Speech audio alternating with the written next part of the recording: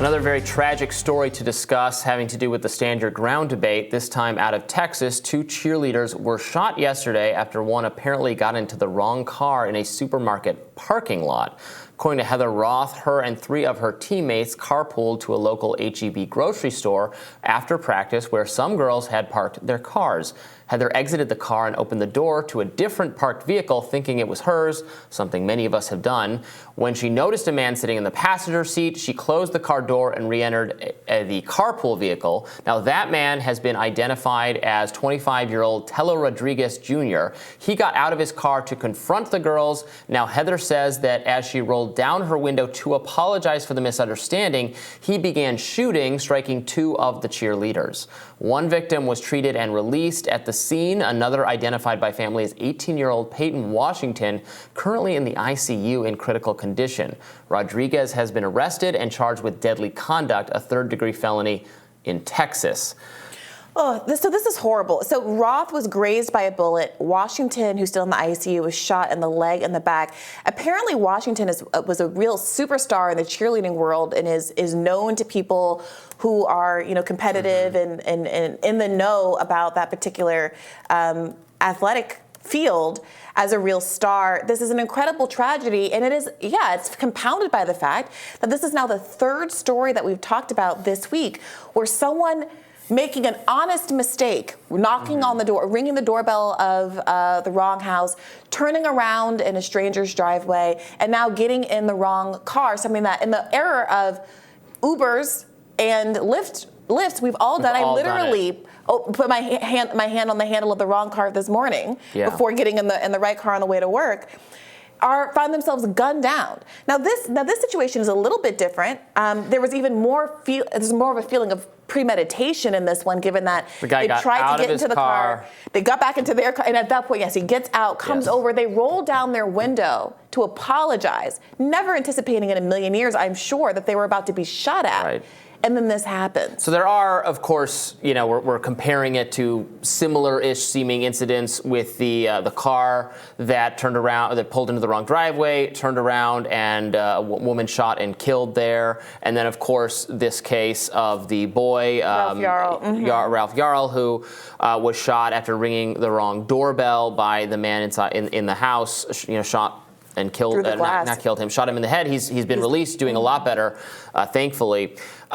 Now, in both of those cases, the alleged perpetrator was an older man, a 65-year-old man, an 85-year-old man. This was a 25-year-old, seemingly Hispanic man. Also, race in the case of Yarl is being discussed because he's black. The shooter was white. There's been some protests, some people calling for there to be a racial motivation. I think even one of the law enforcement authorities has suggested they have some evidence there might be a racist But in motivation. the second case, it seems like everybody involved was white. Right. We don't know a lot about who else was in the car, but at least the woman who was killed was white. Yeah, and in this case, you have I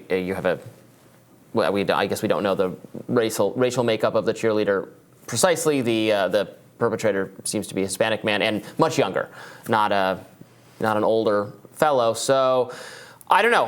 Again, I say what I said about those cases. There is no right, regardless of any stand your ground law to that effect. There is no right to just shoot someone after they mistake your car for another car. Another difference is that, for stand the ground law to go into effect, generally speaking, to have a self-defense claim, you have to be able to show that the deadly force was necessary to protect yourself, right? And the exception is defending your castle, which is why people are perhaps increasingly emboldened to shoot from their porches, the way that happened in the first 2 cases, feeling like they have some protection or some entitlement to do whatever it takes to defend their property. And also specifically, you don't have to, so defend, right, so the stand your ground removes, without stand your ground, there's a duty to retreat if retreat is an option. Right. Like, you can still defend yourself if there's no stand your ground law. It's just you have a duty to retreat. Right. Stand your ground says if they're coming at you, you don't have to make the decision to retreat. You can fire. But that doesn't apply here because he affirmatively,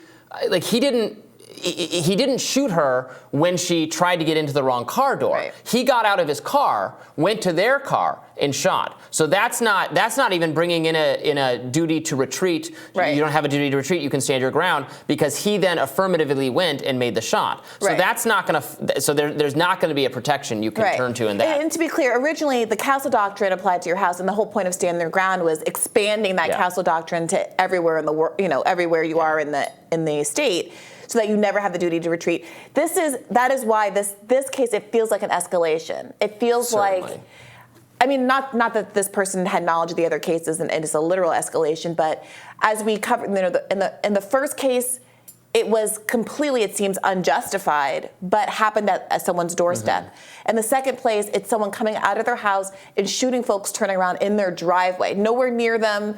It's hard to see what kind of case you can make at all for there being even a subjective feeling of fear. And now in this case, two cheerleaders walking away from your car, getting in their own car, prepared to drive away, and to walk up to them and shoot them, it's really unconscionable. And it really does raise the question whether the unconscionability of it will cause anybody to have more robust conversations about how to actually prevent these things from happening, or if we accept that we just live in a world where the Second Amendment means that sometimes people who are maybe crazy or potentially racist or just evil are going to have the ability to so easily jeopardize the lives of others.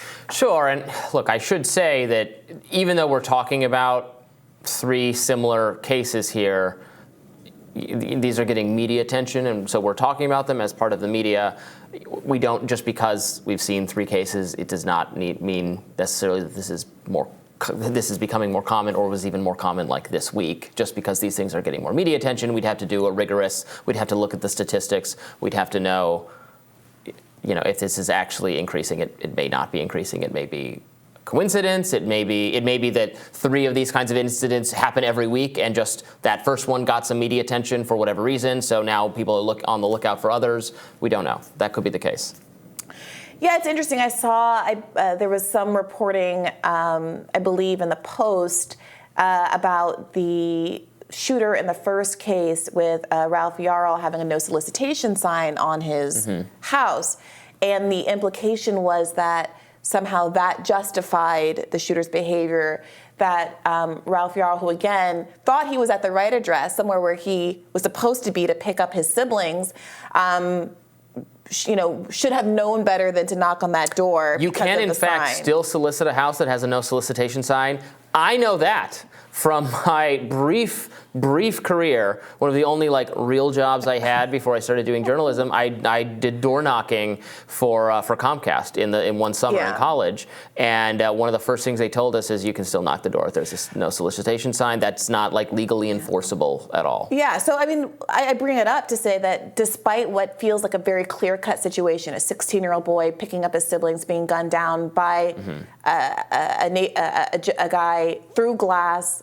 There was a barrier between them. There's no words were said between the two.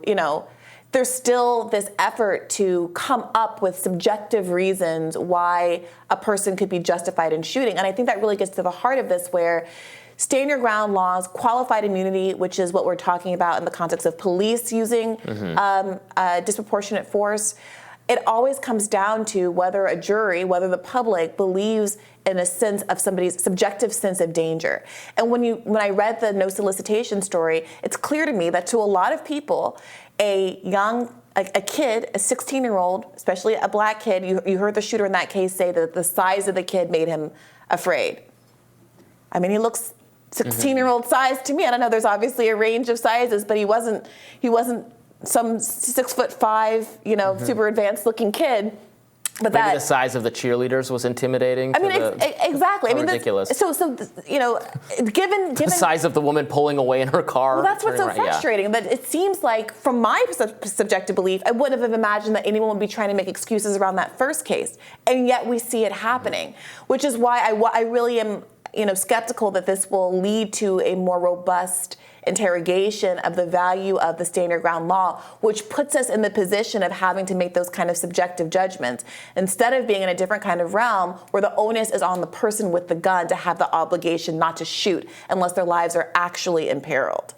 Yeah, but, well, sure. I mean, if these people were operating off of a wrongful impression of the law that it allows them, again, to just kill on sight someone who rings the wrong doorbell or turns around in their driveway, or I think even more unlikely in the third case, tries to get into the wrong car, it's a cheerleader tries to get into the wrong door, then that will be something to reflect upon. But it does not give them that power. It is a power to defend yourself when that is necessary, rather than just running away and fleeing, or being in a dangerous situation.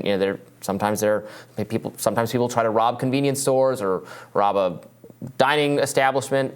They're armed or something. You can, if there's a stand your ground thing in effect, you can fight back. You can not consent to have your property taken or anything like that. And I support that. This is so clearly not that, and people should not treat it as, again, a invitation to go around shooting people for no reason. People who do that should be brought to justice in all contexts. Well, when we know more about this story and more about the perpetrator in this case, we will bring that news to you here on Rising. More Rising after this.